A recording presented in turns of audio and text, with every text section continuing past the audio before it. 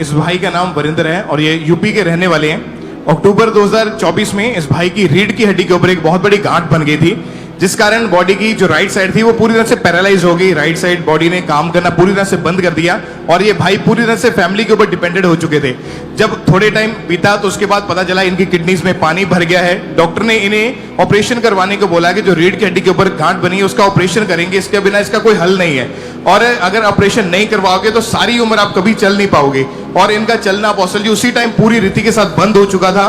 सांस लेने में इतनी ज्यादा मुश्किल थी, पेट के राइट साइड में इतनी तकलीफ थी और इनको इतनी बॉडी में जकड़न महसूस होती थी, बीच में ही यूरिन इनका लीक हो जाता था, बीच में इनकी टॉयलेट निकल जाती थी क्योंकि इतना ज्यादा इनको पेन होता था उस समय। और कई बार तो इतना ज्यादा हालत खराब हो जाती थी कि पूरा दिन और रात 24 घंटे ये बेड के ऊपर ही पड़े रहते थे।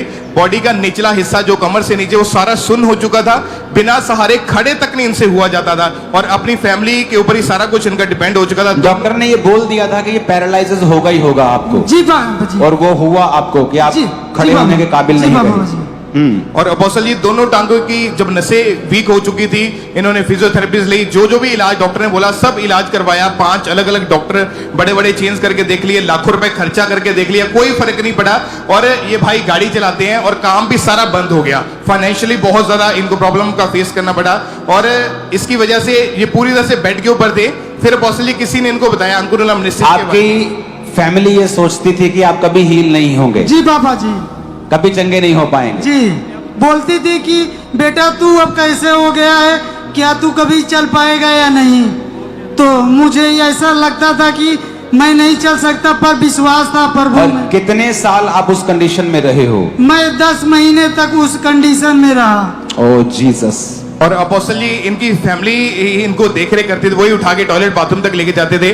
फिर जब इनको अंकुर मिनिस्ट्रीज में इन्होंने आना शुरू किया, 17 अगस्त 2025 की मीटिंग में ये आए थे अपनी फैमिली के सहारे से और हीलिंग हॉल में इनको बैठाया गया। और उस टाइम जब आप जिन्हें स्पेशल प्रेयर करी हीलिंग के लिए और अनॉइंटिंग ऑयल इनकी बॉडी के ऊपर हीलिंग हॉल में बैठे अप्लाई किया गया और उस दिन अनॉइंटेड स्वीट बांटी गई। और जस्ट उस ऑयल मीटिंग ऑयल को देखेंगे, जस्ट यही सीन को टाइम की वजह से। हाँ हालेलुया।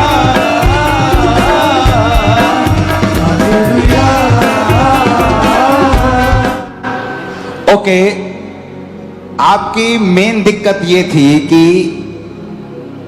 जो किडनीज थी वो इफेक्टेड हो गई थी, यूरिनली चीजें ब्लॉक हो गई थी, रीढ़ की हड्डी के मणकों में गांठ बन गई थी, राइट आपकी जो बॉडी थी पैरालाइज हो गई थी। मेडिसिन्स, 5 डॉक्टर्स, जगहें, लाखों रुपए का खर्चा, टॉयलेट आपकी बीच में निकलती थी, रोग बढ़ता जा रहा था। जी बाबा जी। और जिस दिन आप चर्च में आए, आप पर अनॉइंटिंग ऑयल के साथ प्रार्थना हुई। जी बाबा जी। क्या महसूस हुआ उस दिन आपको?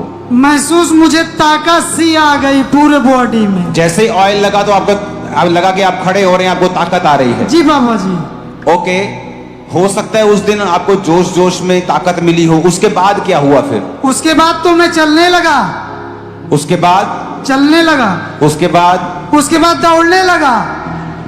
और उसके बाद पूरी तरह से अपोस्टल ये भाई हील है, कोई ऑपरेशन नहीं हुआ इनका। 10 महीने के बीमारी से खुदा ने आजाद किया, ये कंप्लीटली हील। अभी आपको टॉयलेट बाथरूम आता है, आप जाते हैं? नहीं बाबा जी। ओके, आप मेडिसिन नहीं खाते हैं? नहीं। आपका रिकवरी शुरू हो गया है?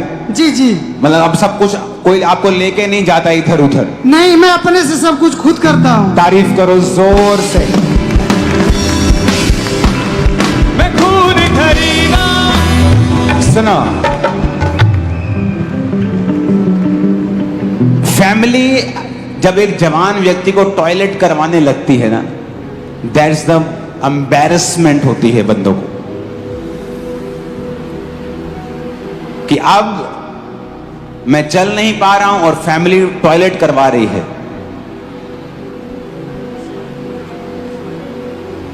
और एक हीलिंग हॉल में आते हैं, लोग बोलते हैं ये क्या है जो आप ऑयल लगाते हो, आपको वचन डिक्लेयर करना चाहिए।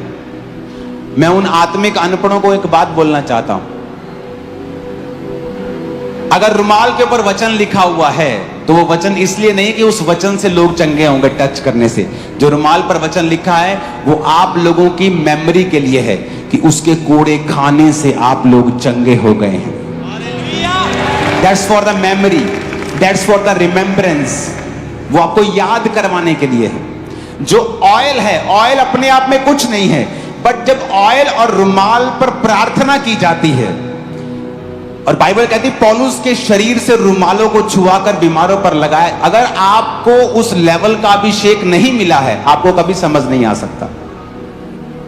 आपको उस लेवल का अभिषेक जब तक नहीं मिला, आप हमेशा खिलाफत करने, क्योंकि आप उस लेवल पे पहुंचे नहीं हैं। पौलुस के अलावा किसी के शरीर से रुमाल छुआकर नहीं लगाए जाते थे, लेकिन बाइबल कहती पौलुस के देह से रुमालों को छुआकर बीमारों पर लगाते थे, बीमार चंगे होते थे। अब ये हीलिंग सेक्शन में बैठा है और इस पर ऑयल लगाकर प्रार्थना की जा रही है और इसको ताकत आ रही है। घर जा रहा है, अब टॉयलेट नहीं करवानी पड़ रही बेड के ऊपर, अब मैं आप जा रहा हूं, अब मैं आप चल रहा हूं, सब कुछ आप कर रहा हूं। और ये तारीफ छोटी है, चल कोई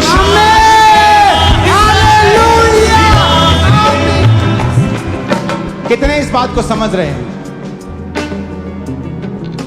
कि मुझे ताकत महसूस हुई और सब चीजें इकट्ठी थी। रीढ़ की हड्डी की गांठ से लेके यूरिनरी ब्लैडर से लेके पेट से लेके एवरीथिंग सब कचर पचर हो चुका था। क्या था उस ऑयल में? कौन सा स्पेशल ऑयल था वो? जस्ट जिस पर प्रार्थना की गई थी।